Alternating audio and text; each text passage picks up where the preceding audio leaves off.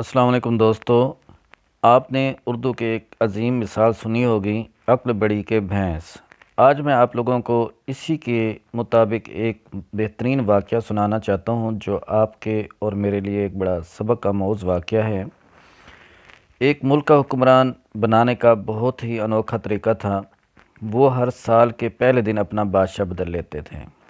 سال کے آخری دن جو بھی سب سے پہلے ملک کی حدود میں داخل ہوتا تو اسے نیا بادشاہ منتخب کر لیتے اور موجودہ بادشاہ کو علاقہ غیر یعنی ایک ایسی جگہ چھوڑ آتے تھے جہاں صرف سانپ بچھو ہوتے تھے اور کھانے پینے کے لیے بھی کچھ نہ تھا۔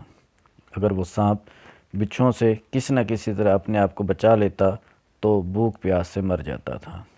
کتنے ہی بادشاہ ایسے ہی 1 سال کی بادشاہی کے بعد اس علاقہ غیر میں جا کر مر کھپ گئے۔ اس دفعہ شہر میں داخل ہونے والا نوجوان کسی دور دراز کے علاقے کا لگ رہا تھا۔ سب لوگوں نے آگے بڑھ کر اسے مبارکباد دی اور اسے بتایا کہ آپ کو اس ملک کا بادشاہ چن لیا گیا ہے، اور اسے بڑے اعزاز کے ساتھ محل میں لے گئے۔ وہ حیران بھی ہوا اور بہت خوش بھی۔ تخت پر بیٹھتے ہی اس نے پوچھا کہ مجھ سے پہلے بادشاہ کہاں گیا؟ تو درباریوں نے اسے اس ملک کا قانون بتایا کہ ہر بادشاہ کو سال بعد جنگل میں چھوڑ دیا جاتا ہے اور نیا بادشاہ چن لیا جاتا ہے۔ یہ سنتے ہی وہ ایک دفعہ تو پریشان ہوا، لیکن پھر اس نے اپنی عقل کو استعمال کرتے ہوئے کہا کہ مجھے اس جگہ لے جاؤ جہاں تم بادشاہ کو چھوڑ کر آتے ہو۔ درباریوں نے سپاہیوں کو ساتھ لیا اور بادشاہ سلامت کو وہ جگہ دکھانے جنگل میں لے گئے۔ بادشاہ نے اچھی طرح اس جگہ کا جائزہ لیا اور واپس آ گیا۔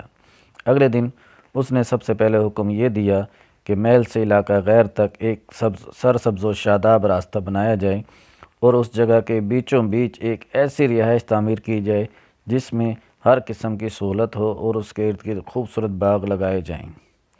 بادشاہ حکم پر عمل ہوا اور تعمیر شروع ہو گئی۔ کچھ ہی عرصے میں سڑک اور محل وغیرہ بن کر تیار ہو گئے۔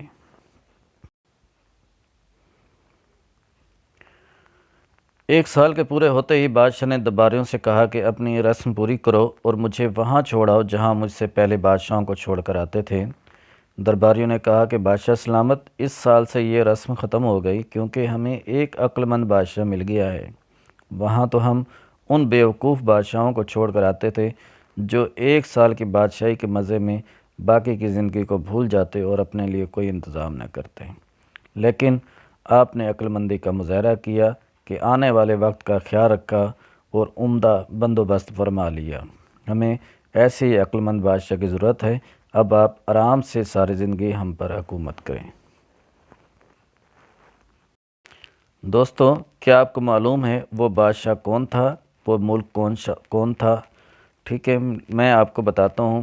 اس انوکھے ملک کا نام دنیا ہے اور وہ نیا بادشاہ میں اور آپ ہیں، اور علاقہ غیر ہماری قبر ہے۔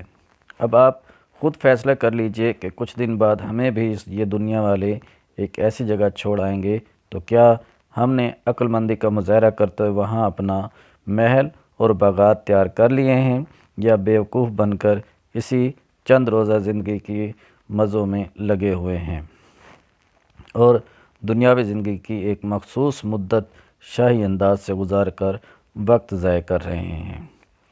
ذرا سوچئے، آج ہمارے پاس ابھی بھی کرنے کے لیے بہت کچھ ہے، لیکن ایک وقت ایسا آئے گا کہ پھر پچھتانے کی مہلت بھی نہیں ملے گی۔ اللہ ہم سب کو اپنی آخرت کی تیاری کرنے کی توفیق عطا فرمائے، ہمت عطا فرمائے۔ السلام علیکم۔